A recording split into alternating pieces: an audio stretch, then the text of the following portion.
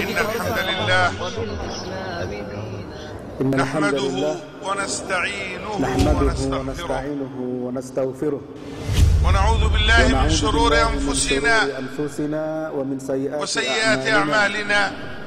من يهده الله فلا مضل له ومن يضلل فلا ومن هادي له يضلل فلا أشهد أن لا هادي له إله إلا الله وأشهد أن لا إله إلا الله وحده لا شريك وحده لا شريك له وأشهد أن محمدا عبده ورسوله.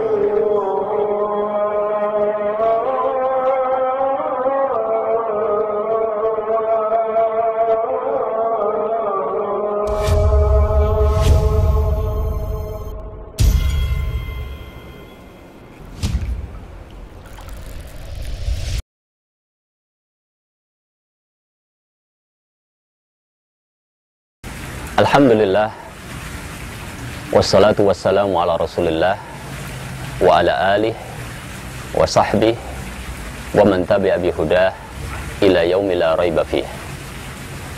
Kaum muslimin dan kaum muslimat yang dirahmati oleh Allah subhanahu wa ta'ala, apakah Anda membutuhkan orang-orang yang berkarakter untuk bangsa ini? Dan sadarkah kita apakah yang dimaksudkan dengan karakter? Di dalam Kamus Besar Bahasa Indonesia, karakter adalah sifat-sifat kejiwaan seorang manusia, akhlak, budi pekerti, yang membedakan antara satu orang dengan orang yang lainnya.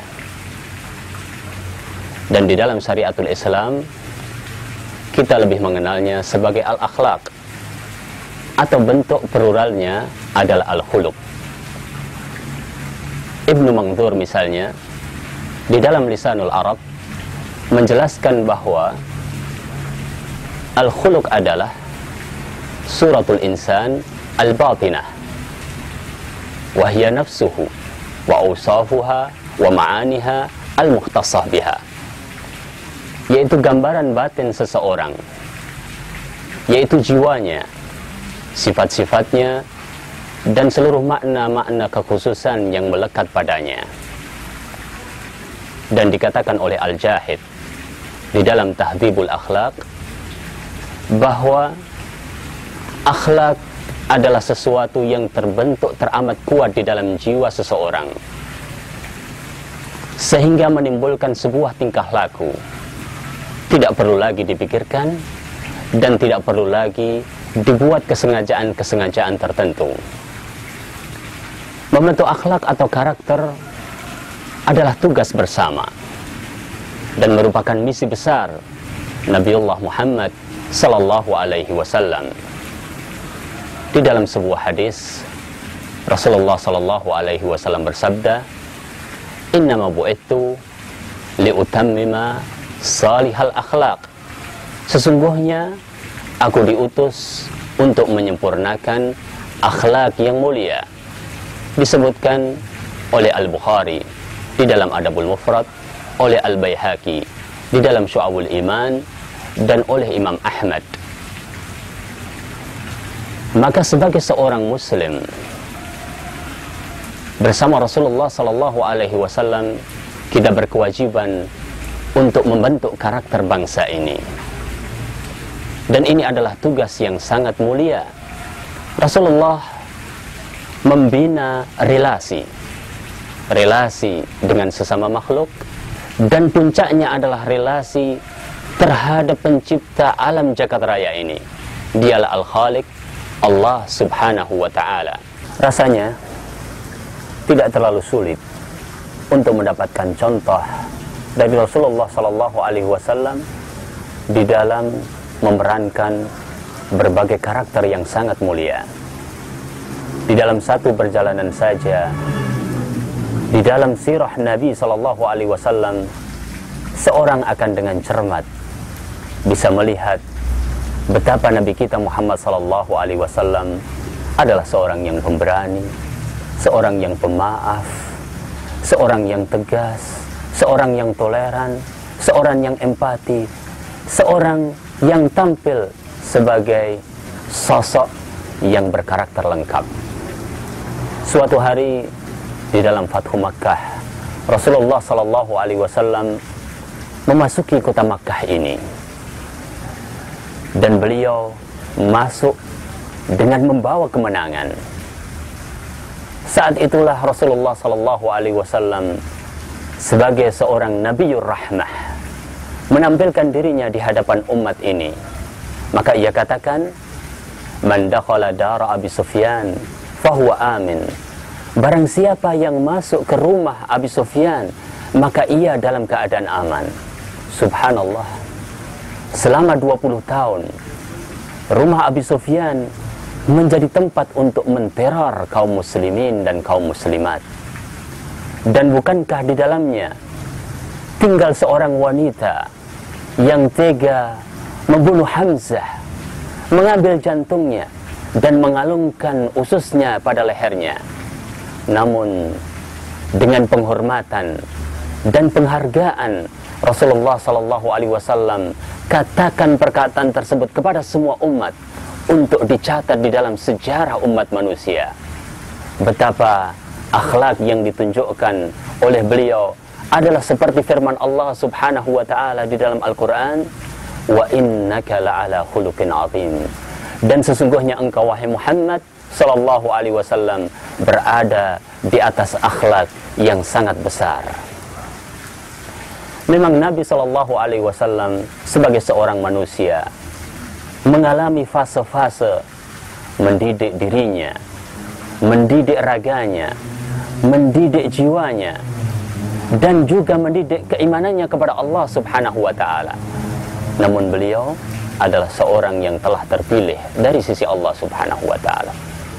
Beliau adalah seorang utusan yang Allah Subhanahu wa taala berikan untuk umat manusia. Dan tampillah beliau sebagaimana yang ditanyakan oleh seorang sahabat kepada Aisyah radhiyallahu taala anha, "Ya ummul mukminin, akhbirini bi khuluqi Rasulillah sallallahu alaihi wasallam." Wahai Bunda Aisyah, ummul mukminin, beritakanlah kepada kami tentang akhlak Rasulullah sallallahu alaihi wasallam. Apa yang dijawab oleh beliau? Qalat, kana khuluquhul Qur'an. Seperti Al-Qur'an itulah akhlak Rasulullah sallallahu alaihi wasallam. Di dalam riwayat Ahmad rahimahullahu taala, beliau adalah seorang pendidik yang berkarakter lengkap, dan beliau tahu bagaimana harus mendidik umat ini. Beliau bukanlah seorang yang tidak dengan apapun, akan tapi beliau adalah seorang yang tampil dengan wahyu Allah Subhanahu wa taala. Di dalam hadis yang lain diriwayatkan oleh Imam Muslim rahimahullahu taala, beliau mengatakan, "Innallaha ta'ala lam yab'athni mu'annitan wala muta'annitan, walakin ba'athani mu'alliman muyassira." Sesungguhnya Allah Subhanahu wa taala tidak mengutusku sebagai seorang yang mempersulit. Dia juga tidak mengutusku sebagai seorang yang berkeras kepala, tetapi dia mengutusku sebagai seorang pendidik, sebagai seorang guru, sebagai seorang muallim, dan sebagai seorang yang memberikan kemudahan. Subhanallah, amat agung tuntunan kita dan teladan kita Muhammad sallallahu alaihi wasallam. Dari proses pembentukan karakter yang dilakukan oleh Rasulullah sallallahu alaihi wasallam, terbentuklah manusia-manusia pilihan. Di dalam satu kesempatan Rasulullah sallallahu alaihi wasallam menyebutkan tentang beberapa sahabat. Kata beliau, "Yang paling menyayangi umatku adalah Abu Bakar As-Siddiq radhiyallahu taala anhu. Yang paling tegap di dalam menegakkan kebenaran adalah Umar bin Khattab radhiyallahu taala anhu. Dan yang paling benar malunya adalah Utsman bin Affan radhiyallahu taala anhu. Yang paling ahli di dalam membaca Al-Quran adalah Ubay ibn Ka'ab. yang paling ahli di dalam ilmu faraid adalah Zaid ibn Thabit. Yang paling mengetahui antara perkara yang halal dengan perkara yang haram adalah Mu'ad ibn Jabal. Dan ketahuilah bahwa setiap umat mempunyai orang yang sangat dipercaya. Dan apakah kalian mengetahui bahwa orang yang dipercaya dari kalangan umatku adalah Abu Ubaidah Ibnul Jarrah radhiyallahu taala anhum. Hadis ini diriwayatkan oleh Imam At-Tirmidzi. Sederetan nama disebutkan oleh Rasulullah sallallahu alaihi wasallam. Dan tidak lain itu adalah legitimasi dari Nabi kita terhadap mereka. Orang-orang yang diketahui dengan cermat oleh beliau potensi masing-masing dan dididik dengan tarbiyah imaniyah dan dengan tarbiyah ala Rasulullah sallallahu alaihi wasallam. Jadilah mereka adalah orang-orang nomor satu di dalam bidangnya. Bagaimana ini bisa terjadi? Dan kapan Rasulullah sallallahu alaihi wasallam memulainya? Rasulullah sallallahu alaihi wasallam memulai pendidikan sejak dini. Bahkan di dalam global Islam disebutkan pendidikan seseorang dimulai semenjak seorang itu berada di dalam kandungan. Ingat para nabi ketika berdoa meminta kepada Allah Subhanahu wa taala tentang keturunan-keturunan yang saleh. Rabbi habli min ladunka dzurriyyatan thayyibah. Wahai Rabbku, berikanlah kepadaku keturunan yang baik-baik. Inilah yang dilakukan di dalam Islam. Tidak fase kehidupan pun kecuali ada masa untuk mendidik. Tidak terlewatkan. Seorang sebelum lahir, ketika sudah lahir, menjadi seorang bayi, tumbuh menjadi remaja, dewasa, hingga tua. Tidak berhenti pendidikan kepadanya hingga ajal menjemputnya. Rasulullah Shallallahu Alaihi Wasallam pun melakukan tahapan-tahapan tertentu. Dan para ulama tarbiyah, mereka mencoba mengkaji apakah yang dimaksudkan dengan tahapan-tahapan yang dilalui oleh Rasulullah Shallallahu Alaihi Wasallam. Ada masa di Makkah, ada masa di Madinah, ada masa menanam, ada masa menuai. Benarkah Rasulullah Shallallahu Alaihi Wasallam menanam? Wallahu taala a'lam. Nampaknya demikian. Rasulullah Shallallahu Alaihi Wasallam suatu hari didatangi oleh salah seorang pemuda, sebagaimana diriwayatkan oleh Abu Umamah. Pemuda ini berada di hadapan Rasulullah Shallallahu Alaihi Wasallam dan dengan lugunya berkata kepada beliau Shallallahu Alaihi Wasallam, "Ya Rasulullah, i'dzanni bizina." Wahai Rasulullah, izinkanlah aku untuk berbuat zina. Sesuatu yang besar dipertanyakan di hadapan Rasulullah Sallallahu Alaihi Wasallam dan para sahabat yang lain. Sampai-sampai para sahabat marah mendengar apa yang dikatakan oleh pemuda ini. Dan mereka mengatakan, mah, apa-apaan ini? Mereka hendak menghardik pemuda tersebut. Lihatlah apa yang dilakukan Rasulullah Sallallahu Alaihi Wasallam sebagai seorang pendidik. Beliau tenang. Beliau mengatakan, dekatkanlah pemuda itu kepada aku. Maka pemuda ini pun mendekat kepada Rasulullah Sallallahu Alaihi Wasallam dan duduk di hadapan Rasulullah Sallallahu Alaihi Wasallam. Dan mulailah aksi seorang pendidik Muhammad Sallallahu Alaihi Wasallam. Sentuhan kalbu dan tangan beliau mencapai sedikit demi sedikit ke dalam kalbu pemuda ini. Apa yang dikatakan oleh beliau Sallallahu Alaihi Wasallam? Apakah engkau rela jika perbuatan zina itu menimpa ibumu?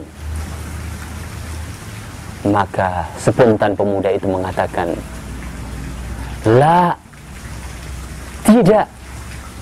Semoga aku menjadi tebusanmu, wahai Rasulullah Sallallahu Alaihi Wasallam. Aku tidak rela perbuatan zina itu menimpa ibuku.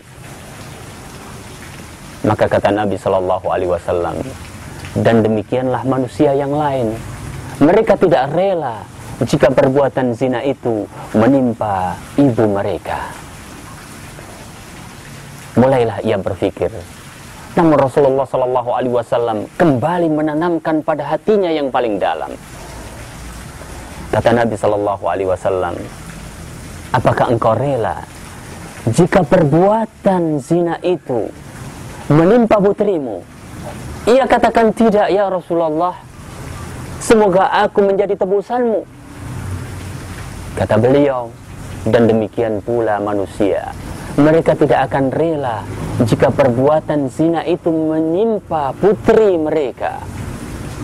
Putri yang cantik, putri yang dipelihara sejak kecil, putri yang dengan segala daya dan upaya dijaga, kemudian terjadi perbuatan zina padanya, sungguh mereka tidak akan rela.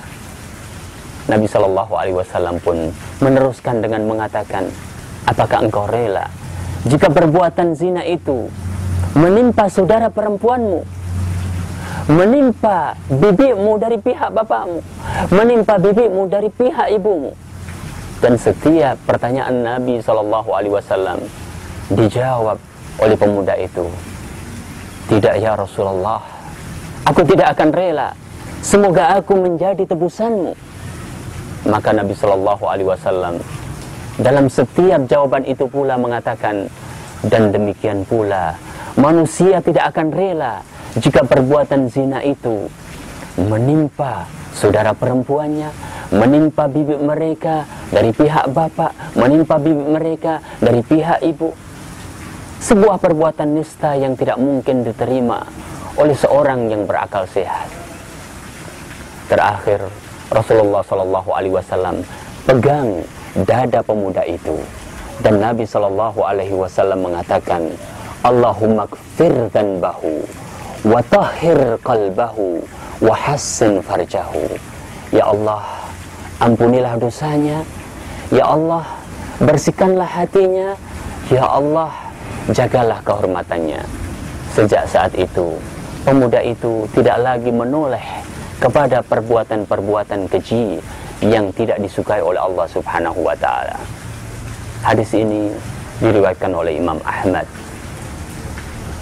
Kaum muslimin dan kaum muslimat yang dirahmati oleh Allah Subhanahu wa Ta'ala, begitulah salah satu contoh ketika Rasulullah Sallallahu Alaihi Wasallam menanamkan di dalam kalbu seseorang sebuah keimanan, sebuah karakter, sebuah akhlak yang kemudian benar-benar membuahkan tingkah laku yang sangat berguna buat pemuda tersebut. Setelah menanam, Rasulullah Sallallahu Alaihi Wasallam ingin meyakinkan bahwa tarbiyah itu sampai kepada para sahabat. Maka Rasulullah Sallallahu Alaihi Wasallam pun menumbuhkan. Suatu hari, paman Rasulullah Sallallahu Alaihi Wasallam Al-Abbas menderita sakit. Di saat itu, beliau ingin memohon kepada Allah Subhanahu wa Ta'ala agar diberi kematian saja. Datang kepada beliau, Rasulullah Sallallahu Alaihi Wasallam memandanginya dan menaruh tangannya di atas dadanya. Kemudian beliau berkata, wahai paman Rasulullah Sallallahu Alaihi Wasallam, janganlah engkau mengharapkan kematian, karena jika engkau hidup, engkau akan bisa berbuat baik lebih banyak. Dan jika engkau tetap hidup, engkau akan bisa bertaubat dari sesuatu. Diriwayatkan oleh Al-Hakim. Kemudian Nabi Shallallahu Alaihi Wasallam di samping menumbuhkan juga melakukan sesuatu yang sifatnya adalah internalisasi di dalam diri seseorang. Nabi kembangkan itu pada para sahabat. Seperti di saat mengutus Ali radhiyallahu taala anhu sebagai seorang qadhi ke Yaman. Saat itu sebagai seorang pemuda, Ali radhiyallahu taala anhu menyampaikan kepada Rasulullah sallallahu alaihi wasallam, "Ya Rasulullah, bagaimana mungkin engkau akan mengutusku sedangkan aku adalah orang yang tidak tahu banyak tentang ilmu peradilan. Sebuah motivasi dari beliau kepada Ali radhiyallahu ta'ala anhu. Kata beliau, pergilah dan Allah akan memantapkan lidahmu dan akan menunjuki hatimu.